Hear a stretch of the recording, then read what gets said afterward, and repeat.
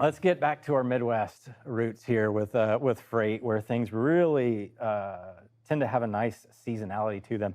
Chicago to Harrisburg. Chicago to Harrisburg. Chicago This one's an interesting one. I'm going to have to say third quarter is when it peaks. Third quarter, okay, a little off-centered quarter. Not a lot of ton going on. Let's see what we got. I mean, you got the one big hit. It is. You know what? Like scams into the deal. Look at that's technically a peak in third quarter. I think we got a fourth quarter here. That's a third quarter. Look at it peaking. Okay, you asked for peak. I guess you would right if you're talking the peak. Yeah.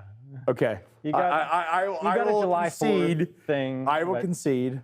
You actually have some overflow in there. You know what's interesting here, though, and I think technically we should call it first quarter. That's what I'm seeing as well.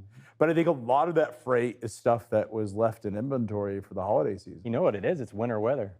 We've had 2 consecutive years of pretty strong winter weather. So events. high spot rates in January. Yeah, so which is causing an off-centered seasonality, which I would have said this is a fourth quarter market, but over the last bit, we've got a first quarter. By the way, I love these seasonal charts. Yeah. This is one of the coolest features inside of Sonar right now. What I like about it is that we all have these preconceived notions. Where does rates peak? Yeah.